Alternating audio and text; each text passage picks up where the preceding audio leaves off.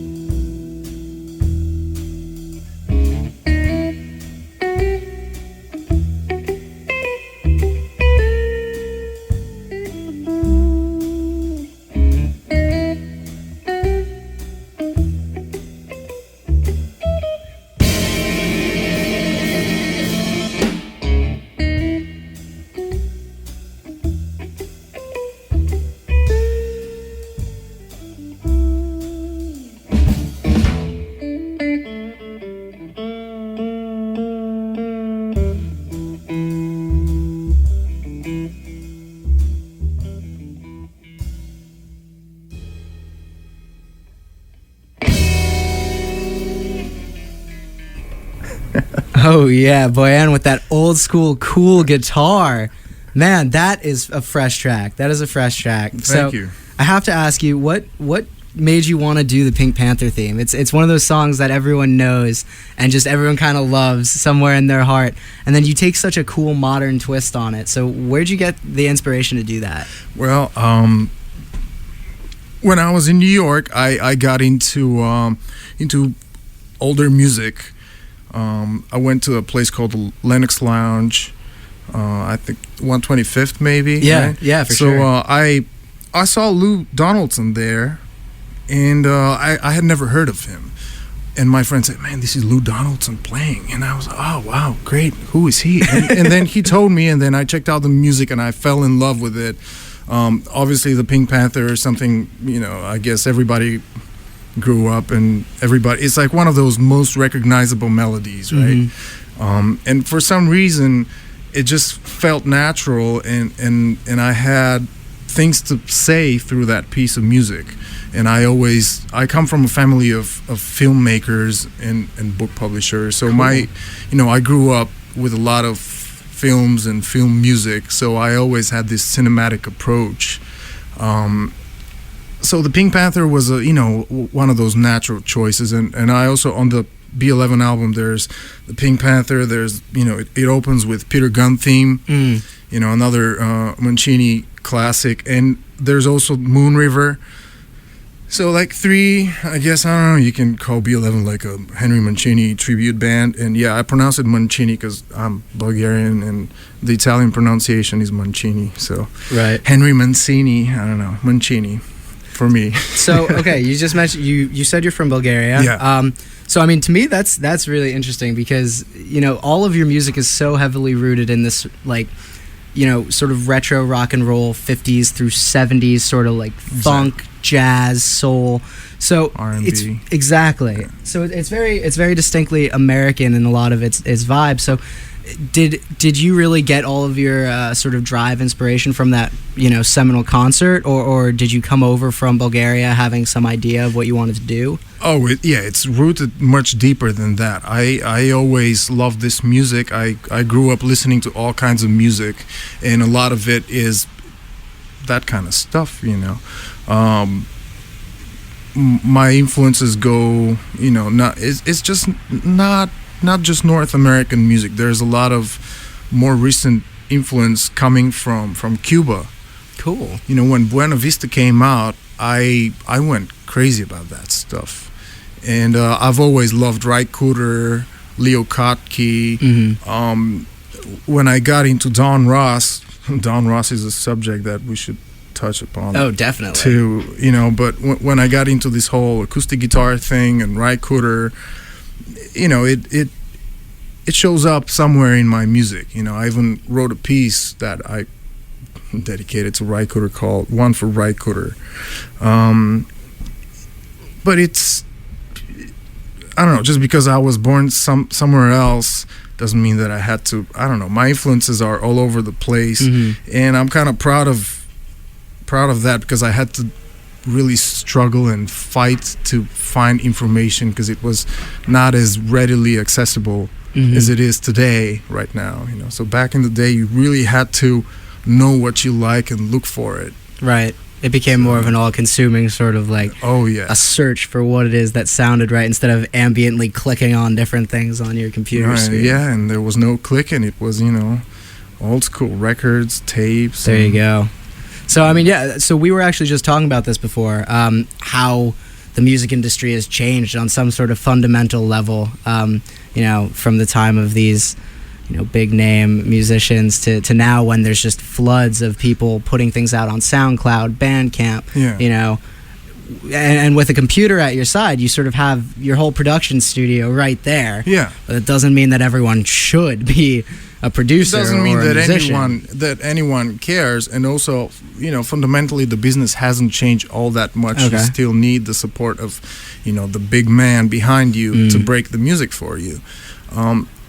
But on the indie level, anybody could, save up some money, go in studio, and make a record. Right. Is that relevant commercially? No. Does it have to be? No. I mean, I just wanted to make a record because that's the only thing I'm capable of. That's what I love to do, and luckily, it's what I do best. So that's what I'm supposed to be doing. I mean, I played in bars and I do all kinds of gigs and have 2 degrees in music and everything. So that's what I'm supposed to do. Is it gonna catch on? I don't know. That's not really up to me. Right. Right. So when did you know you really wanted to do this for a living and as your passion? Was it while you were a kid? Or? Yeah, as soon as I started playing when I was 12, and I just knew this is it. That's it. There's never been anything that, it's kind of probably bad to see, but it's like tunnel vision. There was nothing else. This is it. Playing the guitar, music. So then you came over to attend at Berkeley, and you said you had a pretty interesting story about your auditioning for the school and all of that. Well, the story, I guess it's interesting now because when you connect the dots, it becomes interesting. I auditioned with a piece. See this CD here? It's a Masters of Acoustic Guitar, and the label is Narada. And the first track on the on this CD is called "Afraid to Dance" by Don Ross. So that was over 10 years ago. I went to Germany to audition for Berkeley, and I played "Afraid to Dance" and a bunch of other stuff. And they gave me a scholarship. So I took some time, a couple of years, 2-3 years, and then I came to Berkeley. And last year when I had the album out, Don Ross is a huge influence, and I love the music and everything. So I follow him on Facebook, and there was this online discussion about like business and stuff, and we talked, and I kind of like sneaked in this tune because it was fresh and brand new, and all of a sudden he liked it, and he went kind of like, he really liked it, and we took off from there. And now one of my heroes and biggest influences I can call a friend, which That's spectacular. it's kind of coming full circle. Don Ross is basically the reason why I'm here doing what I love. I would have still be playing guitar back in Bulgaria, back home, right? But I wanted to be here, and everything I do is a very conscious decision. You leave. When I came here, I left a home. I left my parents, sister. So it's a very conscious decision to pursue what you love and leave a lot of stuff behind and come and do what you do. Absolutely, yeah. So, what do you think? Should we give a little taste of the Don Ross that inspired you? Let's do it. Don Ross, "Afraid to Dance." Here we Killer go. track. There we go.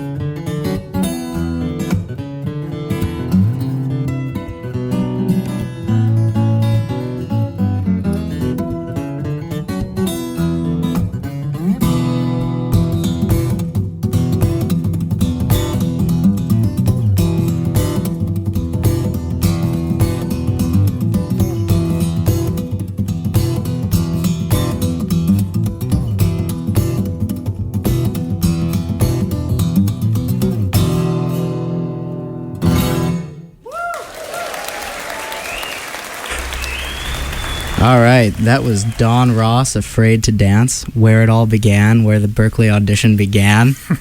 That is some amazing stuff. Right? Now, I can't even imagine seeing something like that live. How long were you practicing that piece before you auditioned? I had played it for, I guess, a couple of years. You know, he had a video called the Answer Video, and you know, that's where I learned to, you know, glue nails, like, you know, fake nails, so you can really dig into the steel strings and not kill yourself. Yeah. And also, you know, his approach to different tunings on the guitar, you know, the right hand style. So it was all there, and I, you know, if I had this tape now, if it came out now, I would have never had the attention span to dive in so deeply and spend so much time on it. But back when I was younger, that's all I cared for, you know. So I really, you know, took as much as possible from it.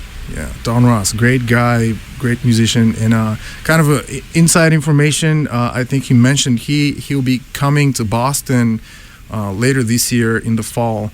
No date or venue known yet, but I think he's working on it, and I can't wait to meet my hero in person. You know, he's a great guy and fantastic musician, one of the original pioneers of acoustic guitar. Very cool, very cool. So definitely keep your eye out. Don Ross will be coming in the fall to Boston. You definitely want to snag some tickets if you manage to find it. So now I was hoping we could talk a little bit about the production of your album, sort of how you came into this image that you have online.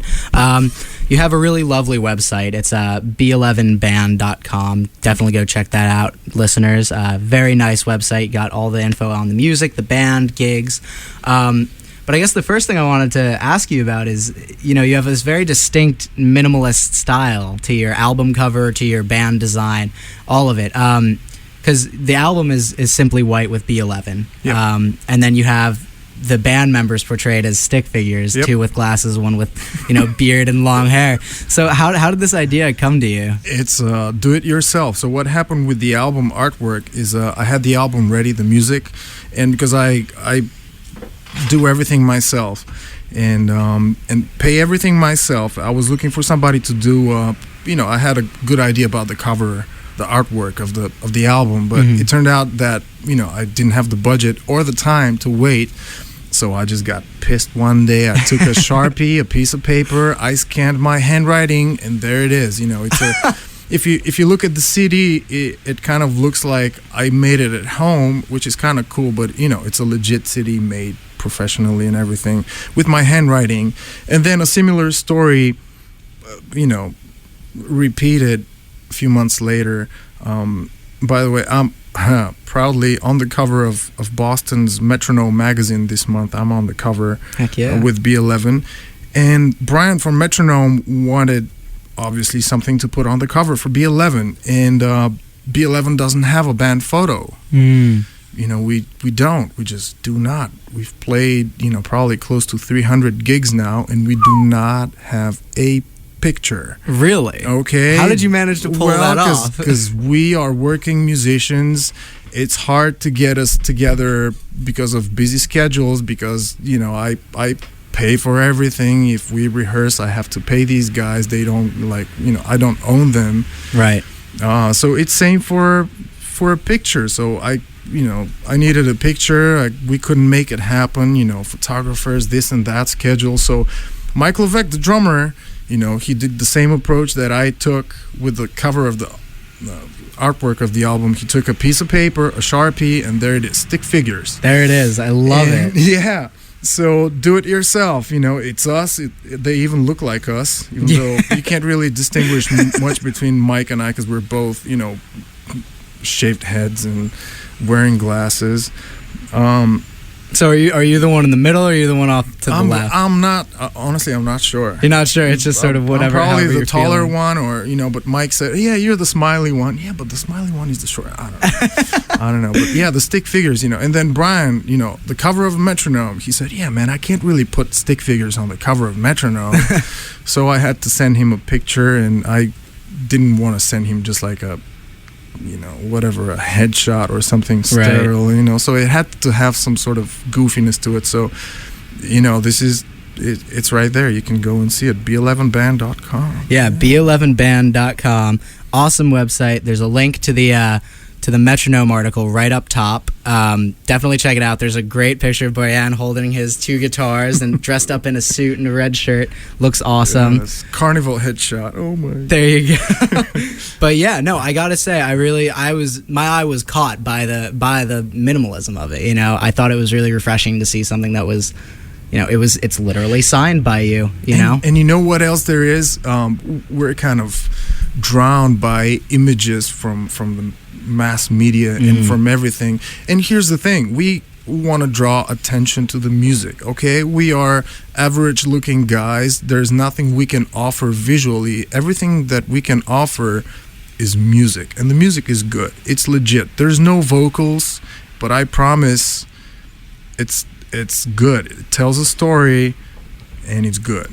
And that's one thing that really caught my attention. There's a total absence of vocals on this album, and it's kind of rare to see that in guitar-based music in the modern industry. You still get the ambient electronic sort of stuff, but I really loved it because for the first time in a long time, I was able to sit down with an album and listen to the guitar as a voice. I was able to sit there and think, oh my God, listen to that wail, listen to that riff.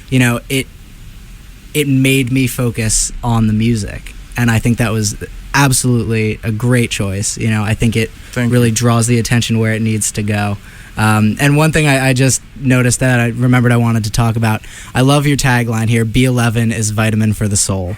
Yes, it is. It's perfect. That's perfect. When people keep asking, what is B11? Well, B11 is a tuning for a lap steel guitar. It's a bus wrote in New York. It's my first initial and date of birth as well. So that's all kinds of stuff. All kinds of stuff. I love it. Simple 3 characters and all of that meaning behind it. We have a few punchlines or taglines, whatever you want to call it. B11, waltzes and boleros. Also, yeah, because we play waltzes and boleros. No kidding. And another one is, what was I going to say? Oh, yeah. One of my big influences in guitar playing is a guy named Cornell Dupree. He's probably one of the most recorded guitar players. He's on a lot of R&B records starting from, 60s, 70s. And I just stole his concept about music, period. Music in general, and it's very simple. And it's so simple that you're going to remember it for the rest of your life, right? A wise man, he said, music should sound good and feel good. I love it. If you stick to those two, you can't go wrong. And this is it.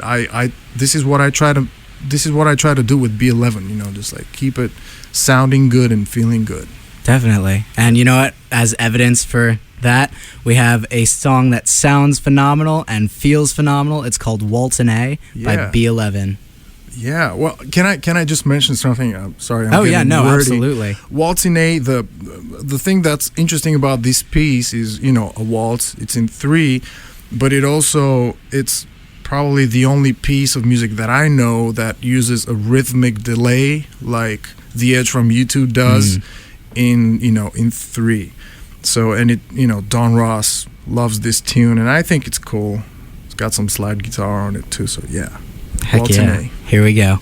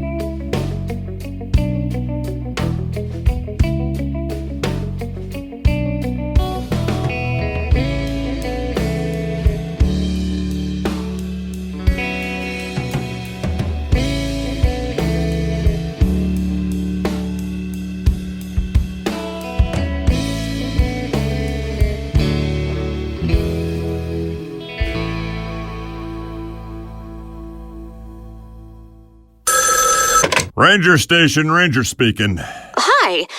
I'd like to report a bear hug. Okay. Well, before I left my campsite, I was putting out my fire, and out of nowhere, Smokey Bear showed up and hugged me? So you drowned the fire, you stirred it, drowned it again, and felt that it was cold? Uh-huh. Oh, yeah. He likes it when people correctly put out their campfires. He's pretty big on wildfire prevention. He's just letting you know you did good with a hug. He's a hugger. I just got a bear hug from Smokey Bear. Status update!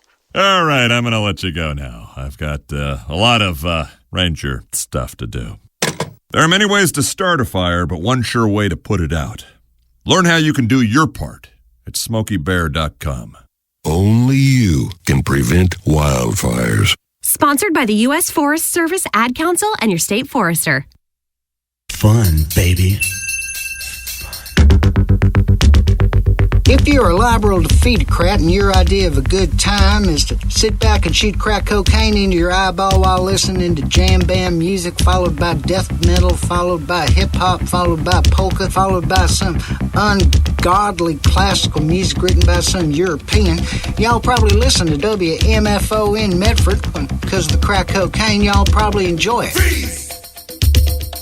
So I suggest you mail a check to the trustees of Tufts College, WMFO, attention, Satan, Post Office Box 65, Medford, Massachusetts, 02155. Bass. Do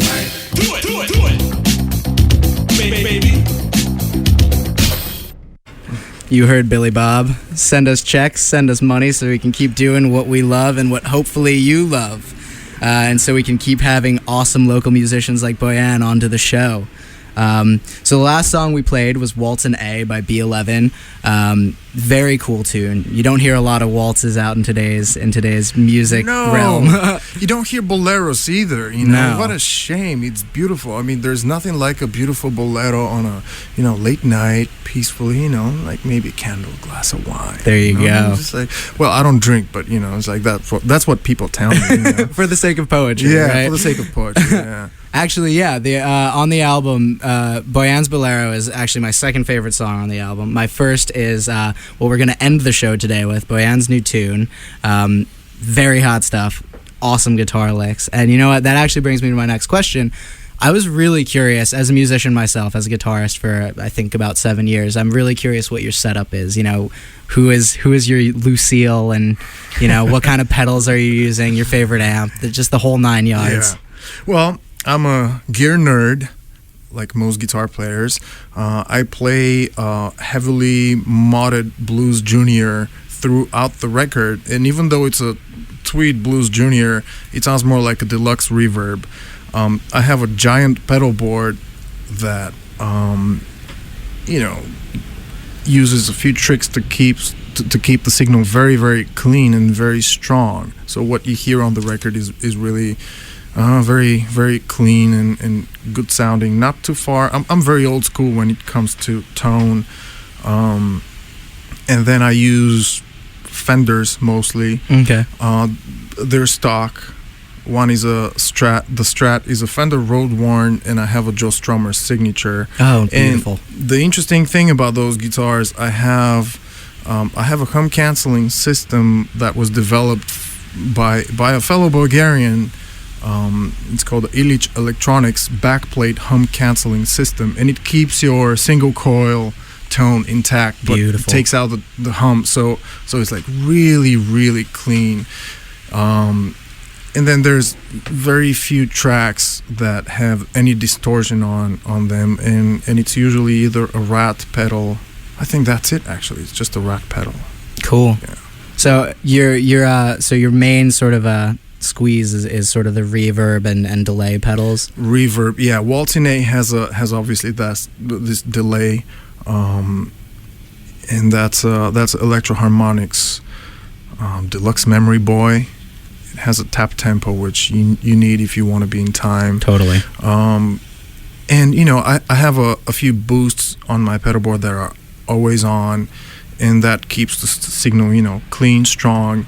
I like clean to be clean, and I don't like really, really dirty guitar. Mm-hmm. So even when I play with dirt, it's not really that dirty. Mm-hmm. And the single coils will help kind of keep it in that clean. I like dynamics. I enjoy, because there's not a whole lot of, when you play live with a trio, there's nothing to hide behind. So you have to compensate for the lack of a singer, keys, horns, strings, whatever, by using everything you can. And one of the things is dynamics, so you dig in harder when you have to, and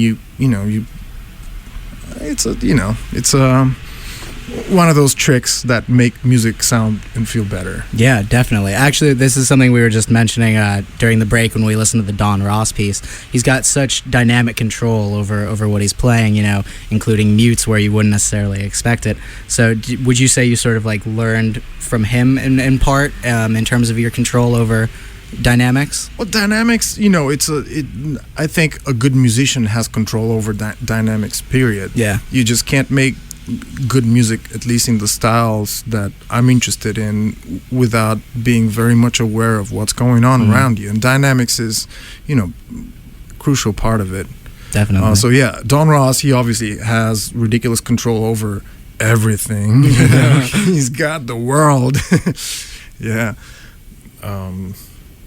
Gear and stuff. Yeah. So if you didn't hear it in Waltz-in-A, definitely listen next time for all of Boyan's dynamic control in the next song. In a bit, we have another song called Surf Spaghetti coming up. But first, I was hoping you would be willing to talk a little bit about how you sort of found the members that comprise B11 and how you guys came to be where you are. And then maybe if you're willing to talk a little bit about where you've been playing, what kind of stuff you've been doing. Okay.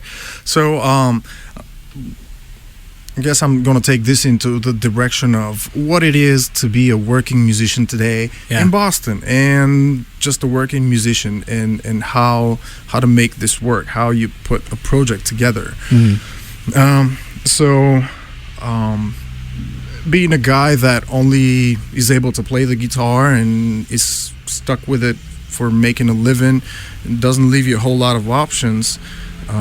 So I've picked up all kinds of gigs through the years where guitar was needed. So, I play a lot of weddings with bands and solo, and if you've ever walked into a bar, chances are you see a guy in the corner strumming a guitar.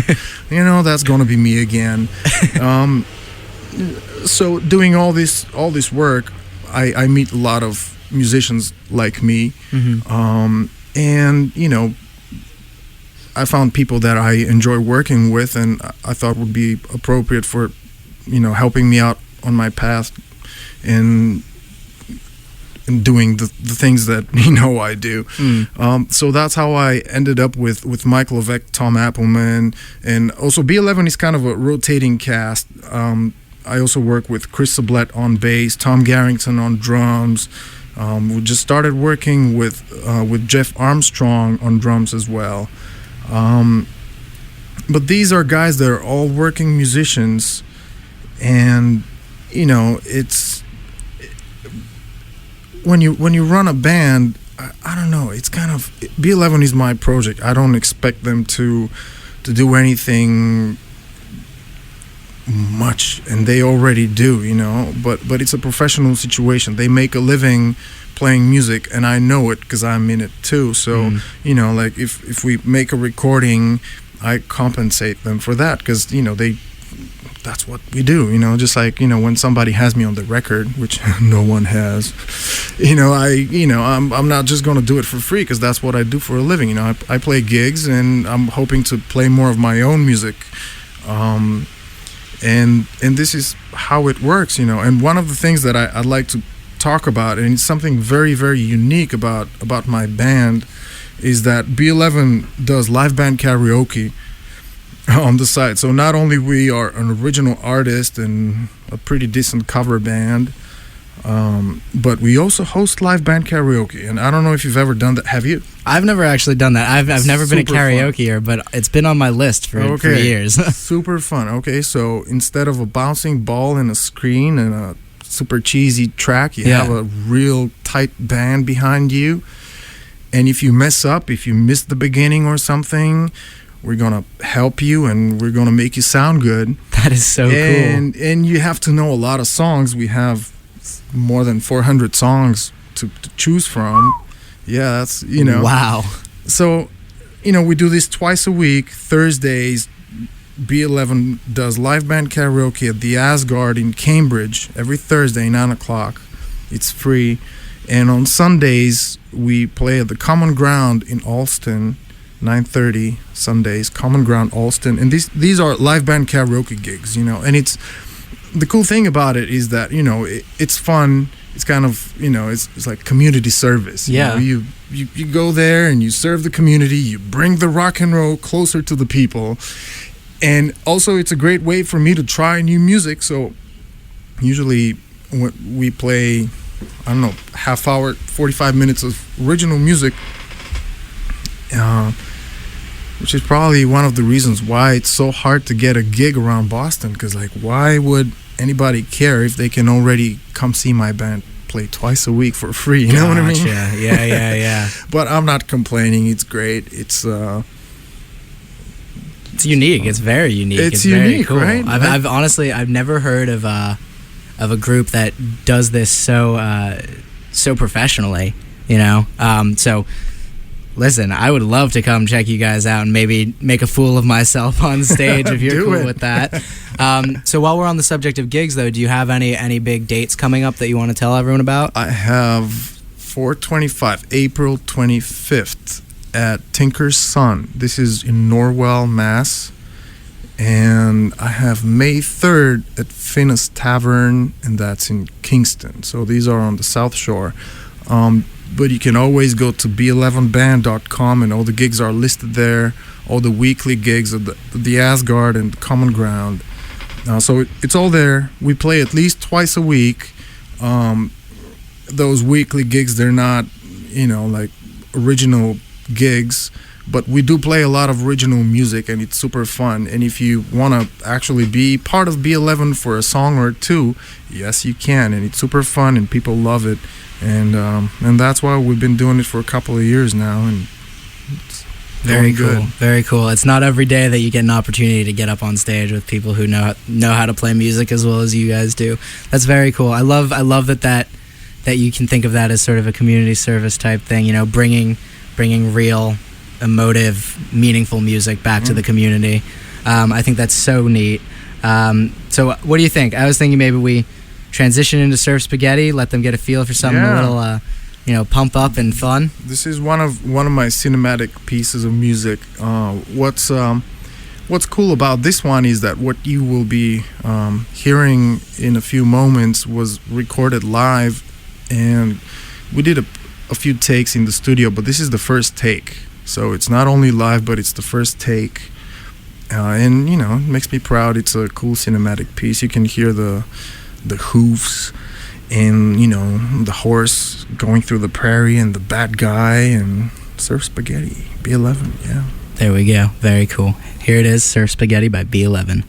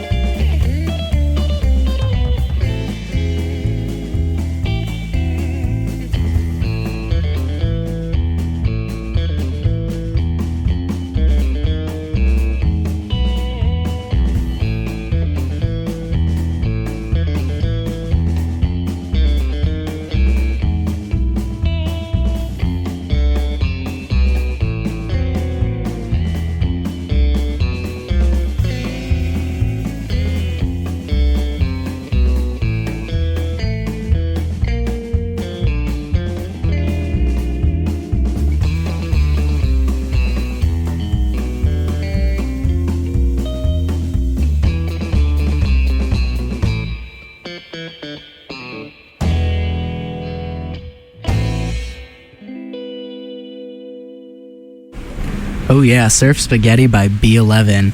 You really could hear the hooves and everything. That's spectacular.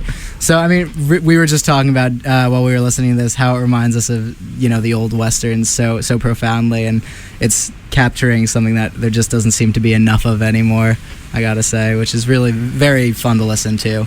But we're very quickly approaching the end of our hour. We've got about 10 more minutes left. Is there anything you wanted to sort of touch upon before we send the listeners off with Boyan's new tune? Well, thank you for tuning in, and keep listening to college radio, because it's the alternative to mainstream radio that keeps playing the same 10 tracks over and over again. And I can't tell you how much I enjoyed being here, and did a great job, and I hope I did too, and I hope your listeners enjoy their time as well. And once again, B11, very unique band in Boston that you can see twice a week, do live band karaoke, kind of like a different gig, but we also do original music on those gigs. Thursdays at the Asgard in Cambridge, Sundays at the Common Ground in Alston. A few gigs here and there. You can listen to all the music for free online on our website, b11band.com. And yeah, I don't know. Do you want to say something? I just want to say thank you so much for coming out here. We worked this out last minute yesterday. I think you sent me an email yesterday morning, right? And then I got back to you. So this all happened really fast. So I just wanted to say thank you so much for, being so agreeable through it all, and finding your way out here on such a crappy weather day. My pleasure. But you heard Boyan. You got to check out his website, B11band.com. Go see him at the Tinker's Son in Norwell, Mass. On April 25th. Finna's Tavern in Kingston, Mass. On May 3rd. And we've got a couple more dates coming up in June, July. Check out the band at B11band.com. Go sing some karaoke with them. Maybe I'll run into you there. And thanks for tuning in. We have just one more tune for you today. It's called Boyan's New Tune. Is there anything you want to tell us about this song? I'd like to apologize for, naming 2 songs on my 15-song record after me.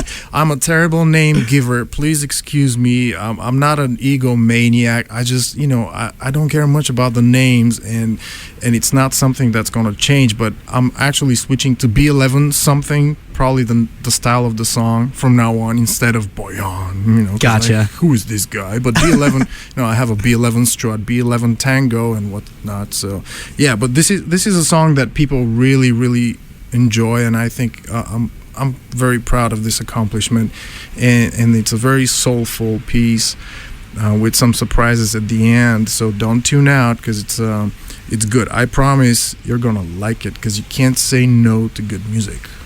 No, you can't. So stick around till the end of this track. When you get a second, definitely check out the whole album on Spotify or on b11band.com. You do not want to miss this album. It is hot stuff. So again, thank you so much, Boyan, for making it out here. My pleasure. I'd love to have you on the show again. Let's work something out. Yep. And here we go, Boyan's New Tune. Enjoy.